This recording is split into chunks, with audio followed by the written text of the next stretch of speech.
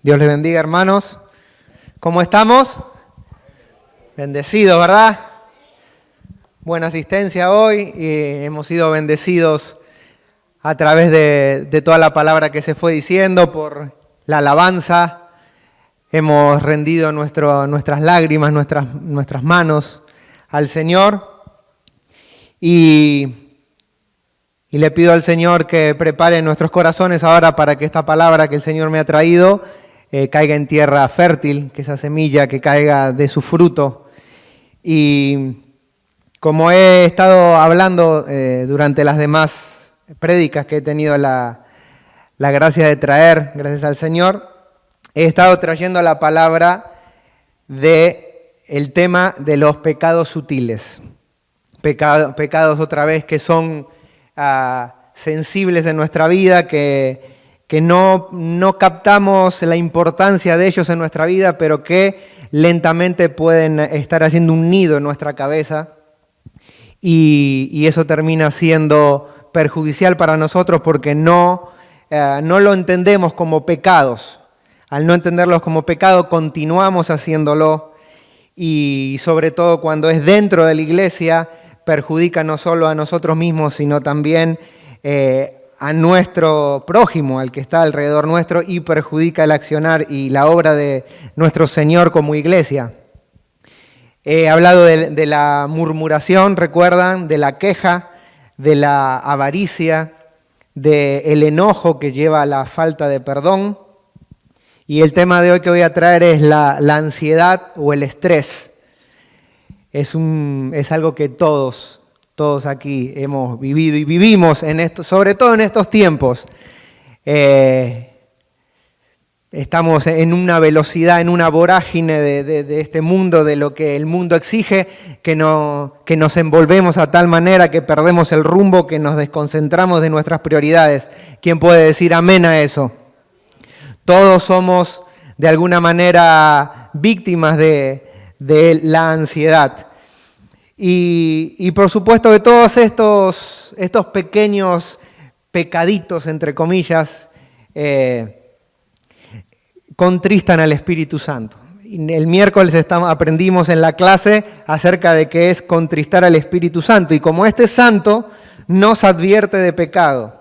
Pero si seguimos y continuamos obstinadamente con nuestras faltas y repetidamente ignoramos esto, pues vamos a carecer de experimentar la llenura del Espíritu Santo, que es algo que debiéramos de practicar diariamente. La llenura del Espíritu Santo nos lleva a obrar la voluntad de Dios.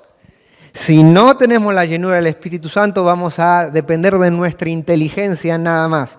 Y nuestra inteligencia humana es un hábito del mundo y no está ligada a la voluntad de Dios. Por tanto, nos lleva a cometer muchos errores, porque nos desvía de la voluntad de Dios. Consecuencias de eso, una vida no consagrada al Señor, nuestra sensibilidad a las cosas de Dios disminuyen y por tanto corremos el riesgo hasta de separarnos de Dios, que sería el peor de los casos, ignorarlo a Dios por completo, no tener la sabiduría que dice el rey Salomón, el más sabio de todos los tiempos, que es el temor de Dios. Eso es lo que estamos aprendiendo los miércoles, pero todo está ligado porque es un solo tema, cosas sutiles que nos separan del amor de Dios. Lo primero que voy a hacer es dar la definición por Google, una definición de diccionario de qué es la ansiedad. Ansiedad es el estado mental que se caracteriza por una gran inquietud, una intensa excitación o una extrema inseguridad. En una sola palabra, una sensación de angustia. Tiene una pequeña diferencia con lo que es el estrés, pero están de alguna manera ligados. El estrés es un estado de cansancio mental provocado por una exigencia de un rendimiento muy superior a lo normal. Lo que suele provocar trastornos físicos y mentales también. Repito, es como un cansancio mental. Se siente identificado con eso. Y muchas veces no podemos hacer nada al respecto porque ya estamos con el pie, con el barro hasta acá y no podemos salir y estamos con esa carga de actividades y cosas que una vez más nos saca de la perspectiva de Dios. El Señor me dejó ver con claridad dos tipos de ansiedad. O sea, lo voy a separar en dos tipos de esas preocupaciones, de esas angustias que podemos vivir a causa de la ansiedad. Y la primera son las preocupaciones, como la palabra nos dice, preocupaciones, son cosas que vienen a nuestra mente anteriormente a que pasen. Son cosas que no sucedieron aún, pero que nos causa esta inquietud, nos hace sentir esa angustia, y la mayoría de las veces ni siquiera suceden, ni siquiera realmente pasan como para darnos esa angustia, sino que, como la misma palabra nos dice, nos preangustiamos, nos ponemos en un estado tenso antes de llegar, como por ejemplo, vamos a decir, si yo les dijera, viene Amílcar, que es nuestra cabeza acá, y le dice, no sé, a Jaime, tú tienes que, la semana que viene vas a predicar tú, vas a estar toda la semana con un estado de verdad nervioso, vas a estar ahí, se me sale mal, ¿qué voy a decir? No voy a quedar en ridículo. Esa es una preocupación. Y de repente llegas acá y eso termina siendo de gran crecimiento para ti. Y eso le puede pasar a cualquiera. Y puede, no sé, en la escuela nos pasaba con un examen, ¿verdad? O en nuestra primera cita con la novia. Quiero para que más o menos vean de qué se trata ese estado de ansiedad. Pero lamentablemente, como venía hablando, en estos tiempos, ese estado de ansiedad se enfoca muchas veces en los anhelos materiales. Los anhelos materiales, las cosas que, como dice Juan en una de esas cartas, son los deseos de los ojos, la vanagloria de la vida. Vamos a ir a leer, y mientras tanto voy a continuar, busquen Lucas 12. Lucas 12, y vamos a ir al versículo 22. Amén. Lucas 12, capítulo 22, 22, versículo 22 al 31. Y cuando estén ahí me dicen amén.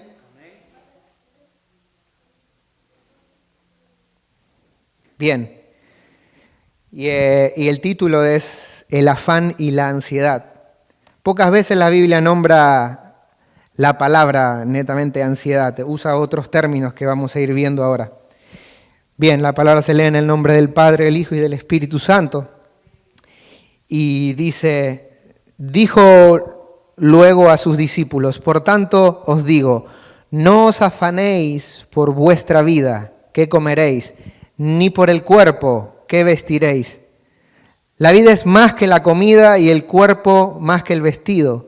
Considerad los cuervos, que ni siembran ni siegan, que ni tienen despensa ni granero, y Dios los alimenta. ¿No valéis vosotros mucho más que las aves? ¿Y quién de vosotros podrá con afanarse añadir a su estatura un codo? Pues si no podéis ni aun lo que es menos, ¿por qué os afanáis en lo demás? Considerad los lirios. No crecen, no trabajan ni hilan, mas os digo que ni aun Salomón con toda su gloria se vistió como uno de ellos. Y si así viste Dios las hierbas que hoy está en el campo y mañana es echada al horno, cuánto más a vosotros, hombres de poca fe. Y acuérdense de esa parte, hombres de poca fe, porque la fe es clave acá. Vosotros pues, no os preocupéis por lo que habéis de comer, ni por lo que habéis de beber, ni estéis en ansiosa inquietud. Porque todas estas cosas buscan las gentes del mundo. Pero vuestro Padre sabe que tenéis necesidad de estas cosas. Mas buscad el reino de Dios, y todas estas cosas os serán añadidas. Amén, qué palabra, ¿no? Tiene una profundidad que es para quedarse en ese versículo y hacer un hilito con eso y ahí nos quedamos. Justamente Marilú estaba hablando de este versículo hoy, de cuán profundo es eso. Si realmente nos quedamos con la última parte, con el versículo 31 nomás, buscad el reino de Dios y todas estas cosas os serán añadidas, esas cosas que anhelamos, las cosas materiales. Si simplemente obedeciéramos a ese versículo, sufriríamos mucho menos ansiedad, mucho menos afán, mucho menos estrés. Ocupar nuestro tiempo sin hacer buen uso de las prioridades que la palabra nos enseña, nos lleva a no hacer la voluntad de Dios. Y hay una historia que todos conocemos, que es elegir qué es lo que nos conviene realmente a nosotros, ocuparnos en las cosas. Hay una frase que me encantó que dice, la clave no está en atender las cosas del Señor. ¿Cómo? La clave no está en atender las cosas del Señor, sino que la clave está en atender al Señor de todas las cosas. Nuestro Dios es el creador de todas las cosas. Si nosotros, como dijo Amílcar, cambiamos de adentro hacia afuera personalmente y buscamos al Señor, buscamos el rostro del Señor para que nos dé ese anhelo, que vayamos a ese primer mandamiento que Rosario leyó, amar a Dios sobre todas las cosas. Si entendiéramos ese mandamiento y lo ejerciéramos, de aseguro que creceríamos como iglesia, como remanente, y mucho más personalmente y nuestra familia. La historia que les decía es la historia de Marta y María. ¿La recuerdan? Si quieren la leemos, que está ahí mismito en Lucas 10, 38. Vamos a leer la que son 4 versículos nada más.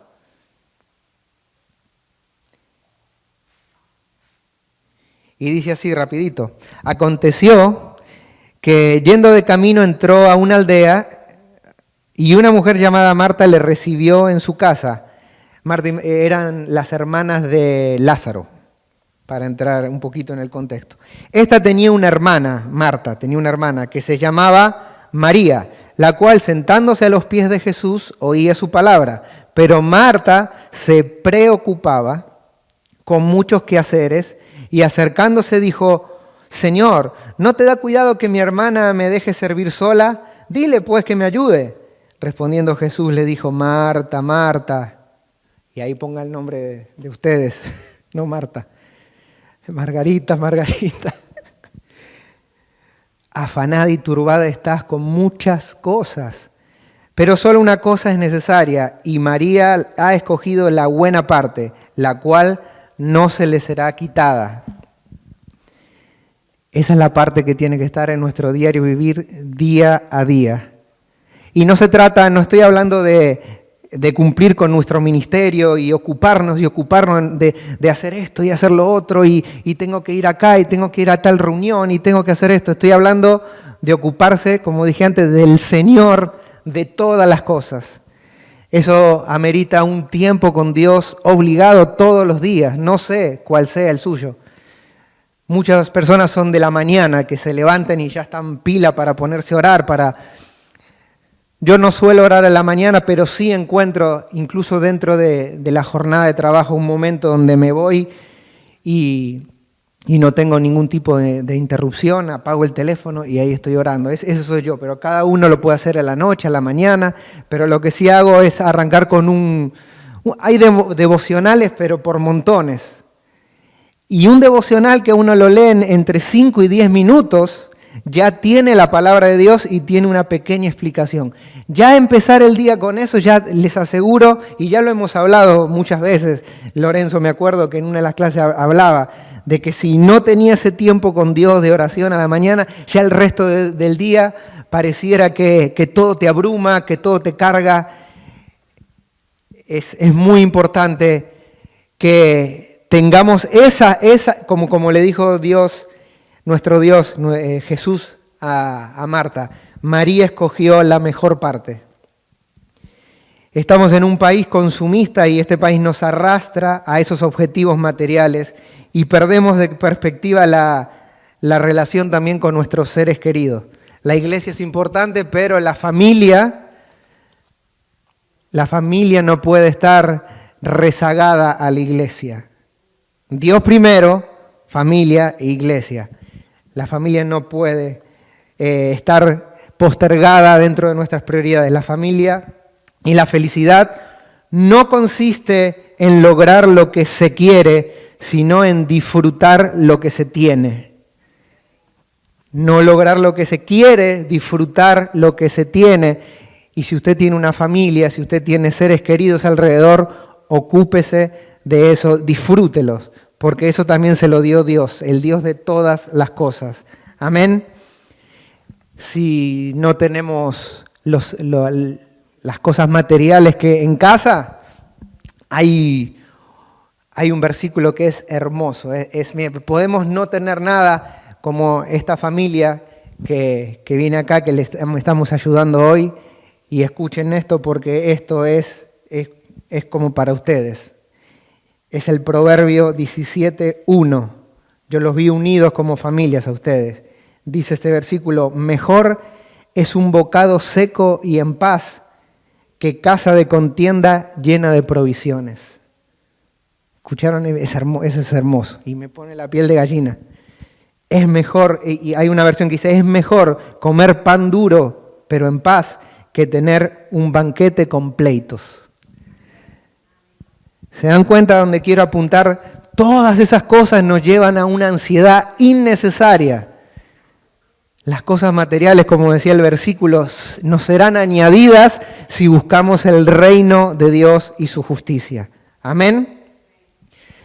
Voy a pasar al segundo tipo de ansiedad, y es cuando los problemas son reales, cuando hay realmente situaciones que nos llevan a estar atribulados.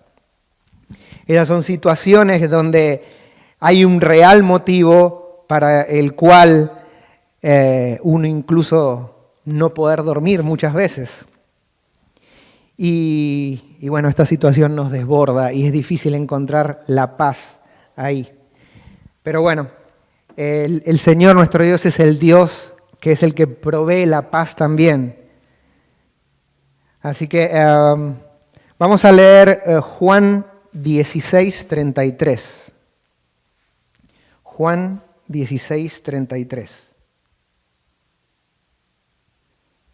¿Están siguiendo? ¿Estamos bien? ¿Un amén bien fuerte? Ahí vamos a despabilarnos un poco. 16:33. Y ese es el mismo Jesús hablándole a sus discípulos acerca de esto mismo, de que en el mundo todos pasamos por situaciones difíciles y de aflicción. Y dice, estas cosas os he hablado para que en mí tengáis paz. En el mundo tendréis aflicción, pero confiad, yo he vencido al mundo. La paz está estrechamente ligada con la fe. La fe es la certeza de lo que se espera, la convicción de lo que no se ve. ¿Verdad? Si nosotros no tenemos la fe, no estoy hablando de una fe que es del mundo, que dice, yo tengo fe que va a pasar, yo tengo fe que tal cosa. Esas son esperanzas, pero esperanzas en nada. O sea, la esperanza en Dios, en apoyarse en aquel que nos creó, en aquel que nos dio la vida, en aquel que tiene el control de nuestra vida, es la que vale. Y hay un evento que simboliza un poquito eso, y es una de las historias más conocidas, y es Jesús en medio de la tormenta. Aquel evento donde estaba nuestro Señor durmiendo en la barca mientras había una tormenta tremenda y los discípulos estaban realmente atribulados por lo que estaba pasando. Jesús, tranquilo, sus discípulos totalmente alocados por la situación, y Y en un momento cuando le llaman, cuando le reclaman al Señor que qué está pasando, que no hacía nada al respecto, el Señor dice, y esa historia está en 3 de los evangelios, está en Lucas, está en Marcos y está en Mateo, lo que muestra la importancia de lo que es esta enseñanza del Señor, porque el Señor utilizaba todas las cosas para dejar claro eventos que vamos a tener en nuestra vida y cómo manejarlas. El Señor les dijo de una manera efusiva y hasta un poco enojado, ¿dónde está vuestra fe? Dice en Lucas 8:25, en Marcos 4:35, ¿por qué estáis así de amedrentados? ¿Cómo no tenéis fe? La tormenta era real, el barco se estaba llenando de agua. Ese Jesús que estaba con ellos en la misma barca que se estaba inundando, esa barca representa nuestra vida y representa etapas de nuestra vida, momentos en nuestra vida donde nos sentimos inundados, que el agua nos está tapando. Esa tormenta simboliza para nosotros los problemas, y ponga ese problema que ha pasado usted en su vida o que está pasando ahora, pero con Cristo en la barca, con Dios en esa situación. Y Dios y Cristo estaba con ellos, ¿verdad? Pero ellos, al igual que nosotros, cuando estamos en esa situación, no vemos quién está con nosotros, quién nos alcanzó una vez, quién nos salvó. Ellos sabían que Jesús era el Cristo, que era el Mesías, que era el enviado de Dios. Habían visto milagros a través de Él. Sabían que era la promesa del Dios Altísimo, al cual ellos seguían, aunque eran judíos, entendían quién era el que estaba ahí con ellos. Sin embargo, en ese momento, aún viéndolo a Cristo ahí durmiendo tranquilo, lo despertaron en forma de queja. Si ven, no vamos a leer el versículo, pero le dicen, pero Señor, nos estamos hundiendo y no vas a hacer nada. ¿Es la manera correcta de dirigirse al Señor? ¿Verdad que no? No es la manera correcta. Eso es lo que terminaban haciendo. En vez de acudir al Señor con paz, confiados en quién tenían que poner su ansiedad, su estrés de ese momento, no lo hicieron, sino que se quejaron. Igual, como el Señor es misericordioso, lo que hizo fue calmar la lluvia. ¿Eh? Párate, ahí nomás, y se quedaron así. Se quedaron ahí tildados, ahí mirando al Señor. ¿Y quién es este que le habla a la tormenta y le obedece? Bueno, lo que debieron haber hecho es haber tenido fe. Y eso es lo que tenemos que hacer nosotros en ese momento. Decirlo es fácil, claro. Cuando estamos en el medio de la tribulación, cuando estamos con ese dolor en nuestro pecho, en nuestro corazón, pero esa es la enseñanza que nos da el Señor. Para eso necesitamos madurar en nuestra fe. ¿Y cómo maduramos en nuestra fe? Para madurar en nuestra fe necesitamos constancia, necesitamos realmente una madurez mental que nos lleve a realmente poner toda nuestra confianza en el Señor. Necesitamos rendir realmente nuestra vida y ver que esa fe se va a concretar de lo que queremos en el Señor, y mucho mejor que eso, porque lo que nos va a dar el Señor es aún mejor de lo que nosotros a veces esperamos. Romanos 8:28, para todos los que creen en el Señor, todas las cosas funcionan para bien. Y esos son versículos y palabras de nuestro Señor en nuestra vida para ser estandartes en estos momentos de presión. No quiere decir que no nos preocupemos, pero en realidad la ansiedad esa no proviene de nuestro Señor. Él lo que requiere es que continuemos, que le seamos fiel, que no actuemos en un impulso que nos lleva a tomar decisiones equivocadas. Cuando estamos, como dijimos la otra vez acerca del enojo, en enojo somos impulsivos. En ofensa, cuando estamos tristes, queremos sacar esa angustia de dentro de nosotros y tomamos decisiones apresuradas. Y no sabemos esperar en Dios. A veces toca esperar en Dios, A veces toca y no ir a reclamarle y no adelantarse a la voluntad de Dios. Y la historia está llena de esas. Uno de los reyes recuerdan que tenía que esperar al sacerdote para hacer la ofrenda, Saúl, y se adelantó a eso y la hizo él mismo la ofrenda, pensando que eso era lo correcto. Y eso le trajo una gran desgracia. Cuando el sacerdote estaba en camino, eso es un error. Tenemos que saber esperar del Señor. Y no tiene que ser demasiado maduro para eso. Le voy a contar un testimonio que me pasó a mí cuando aún yo no estaba en los caminos y estaba en una de estas situaciones.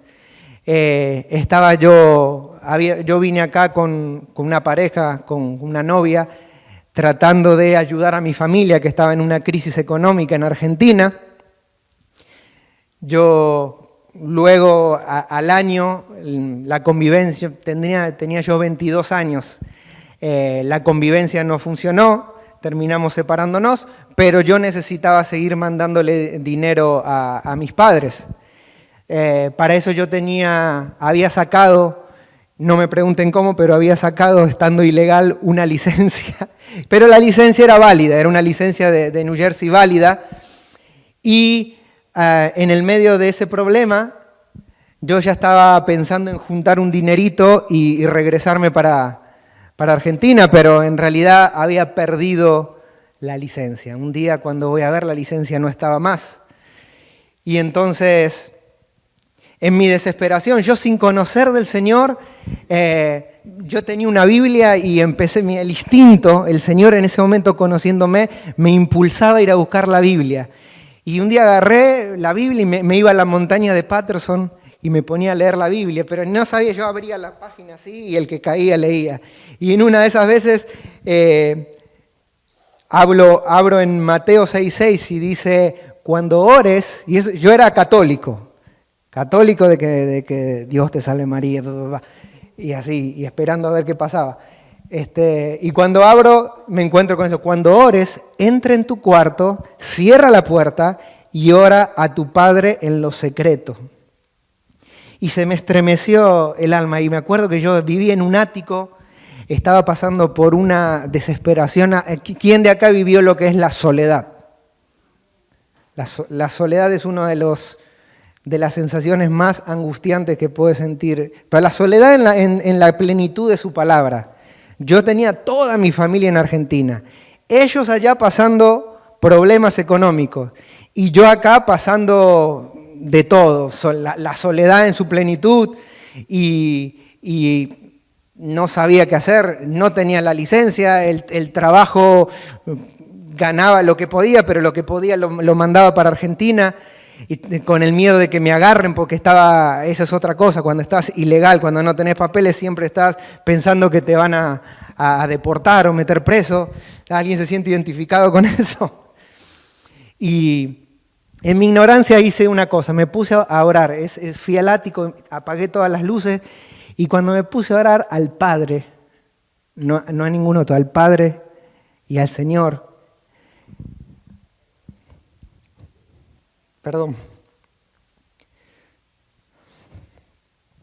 le dije, en mi ignorancia, que me guiara a hacer la voluntad de Dios, que me lo demostrara con algo. Que si me hacía aparecer la licencia, yo iba a ir todos los domingos a misa. Yo sin entender las cosas del Señor, ¿verdad? Pero el Señor es tan bueno y tan fiel que Él entendía lo que yo le estaba pidiendo. El Señor conocía mi corazón y que yo le estaba buscando a Él. Y aún estando en una religión equivocada, el Señor responde y hizo lo que yo le acabo de decir allí. Yo no me fui a quejar con Él por lo que me estaba pasando. En ese momento yo fui a pedirle a Él que me solucione y que me guíe qué hacer, porque lo que yo quería hacer era irme para Argentina, dejar todo así, que la solución venga por sí sola. Y no pasa, y yo seguí, terminé de orar y me vino una paz que como dice la palabra, que sobrepasa todo entendimiento. Otra cosa que se cumplió, yo oré y sentí que el Señor iba a responder. Y me fui y seguí manejando sin licencia. A la buena de Dios seguí manejando, pero yo tenía que seguir trabajando y tenía que seguir mandando dinero a Argentina. Y sorprendentemente yo había ido ya un tiempo anterior, todo esto había pasado un mes, había ido a la casa donde había puesto la dirección de mi familia. En la licencia estaba la dirección de una casa donde vivía antes. Y va que me llama, suena el teléfono y era la persona que vivía en esa casa y me dice, tú eres el que viniste aquí, que dijiste que si llegaba un correo que te avisara, sí. Y dice, acá está la carta, acá te llegó, yo pienso que es la licencia. Y para mi sorpresa fui y ahí estaba en un sobrecito con una carta. Encontramos esta licencia tirada en Hackensack, nada que ver por allá. Espero en Dios que te sirva de algo. ¿Amén? Un aplauso para el Señor. Espero en Dios que te sirva. ¿Cómo no? Era la respuesta de Dios. Era Dios diciéndome, yo estoy contigo. Yo estoy contigo. Quédate acá. Me vas a conocer cara a cara. Acá me vas a conocer. En este país va a ser. Y la historia muchos la conocen. Yo seguí en la búsqueda del Señor. Y me empecé y fui a misa todos los domingos. Iba a misa todos los domingos, sí, pero bueno, el Señor no nos deja allí. El Señor en su paciencia y en su amor me fue con cuerdas de amor. En el camino conocí a nuestra hermana Cristina, que en paz descanse, que está con el Señor, y fue a través de ella que vine y estoy aquí hoy, parado donde estoy. Y la gloria sea para nuestro Señor. Amén. El Señor es bueno. ¿Quién? Vamos a darle un aplauso al Señor. Creyente maduro lo que necesita es un cambio de actitud ante la situación. Es ver a Dios en medio de la circunstancia. En cada calamidad que nuestro Señor estaba, como el de la barca, encontraba una oportunidad para manifestar su poder. Pero también en la vida de aquellos alrededor que estaban sufriendo las consecuencias y lo devastador que es el pecado en la vida de los seres humanos. El pecado nos consume, el pecado nos desvía de Dios, el pecado nos lleva incluso a la muerte. El pecado es muerte, dice la palabra. Y conocemos historias, una de ellas está en Juan 5:14, que es donde estaba el paralítico que tenía su lecho, y entonces el Señor le dice, toma tu lecho y anda. Jesús le dijo al paralítico que sanó. Y en el versículo 14 le dijo también, y esta es la parte importante, mira, has sido sanado. Mira, has visto mi gloria. Mira, has visto mi respuesta cuando clamaste por mí. Ahora no peques más, para que no te venga alguna cosa peor. ¿Qué tal la advertencia? Eso, ¿ves? Dios, como hizo conmigo, tuvo misericordia. ¿Qué tal si yo ahora con mi licencia en la mano, feliz, no hubiera cumplido la promesa, no hubiera hecho nada, hubiera seguido en el mundo? Y claro, de alguna manera seguía en el mundo, pero por mi ignorancia, porque no tenía convicción de pecado. Pero el Señor, como les digo, a todos, si le recibimos de verdad, de corazón, Él nos va a llevar con cuerda de amor y nos va a mostrar la verdad. Lo mismo hizo con la mujer, esa mujer sorprendida en adulterio, la famosa historia donde el Señor le dice, el que esté libre de pecado, que tire la primera piedra. Todos conocemos esa historia. Cuando el último de ellos desistió y tiró la piedra al piso y se fue, quedó Jesús solo con ella y le dijo a esta mujer, ¿ninguno te condenó? Ella dijo, ninguno, Señor. Y Jesús le dijo, ni yo te condeno, vete. Y otra vez le dice, no peques más. Muchos de nosotros hemos sido tocados por el Señor en algún momento de nuestra vida, o conocemos de gente que está envuelta en pecados, pero Dios nos pone a cada uno de los que estamos maduros y tenemos una actitud positiva a decirle a esas personas queridas, ok, ¿tú crees en Dios? Pues no peques más. Tú has dejado esto, has recibido de Dios palabra, no peques más. El Señor, como les digo, utilizaba cada situación para poder glorificarse, para poder hacer un cambio en las vidas. Ese es el anhelo de Dios en aquellos que reconocen. Pues el primer cambio que hay, si no has conocido todavía del Señor, es reconocer que eres pecador, reconocer que sin Dios vas a continuar pecando porque no sabes, porque para el mundo lo que es bueno es malo y lo que es malo termina siendo bueno. Esa es nuestra conciencia de mundo. Si nosotros no entendemos lo que el Señor nos dice, vamos a continuar. Entonces, si entendemos, primer paso, arrepentimiento. Arrepentimiento y decir, ok, Señor, yo soy pecador, pero quiero cambiar. Yo quiero cambiar, Señor, ayúdame a cambiar. Te entrego mi vida, Señor, muéstrame cómo. Llévame a donde sea necesario para dejar de hacer lo que estoy haciendo. No quiero hacer esto, pero no puedo dejarlo. Yo no quiero pensar así. Yo no quiero estar angustiado, no quiero ser ansioso. Sácame de esta situación, Señor. Sin el Señor no se puede, créame. Por nuestras propias fuerzas no podemos. Todo lo que Dios permite en nuestras vidas lo hace con un propósito sano. La voluntad de Dios siempre es buena. Aceptar lo que no se puede cambiar en nuestra vida, aceptar aquello de lo cual no tenemos control en nuestra vida, eso es señal de madurez. Amén. Las cosas que no tenemos control nos dan ansiedad, nos dan estrés. Otra vez, son pequeñas cositas, pequeños pecaditos que los dejamos continuar en nuestra vida y nos alejan del Señor, nos alejan de nuestra continuidad y consagración a nuestro Señor y Salvador. El Señor es fiel. El Señor es fiel. Nosotros fallamos, pero el Señor permanece fiel. Vamos a ponernos de pie. Hasta aquí el mensaje de hoy.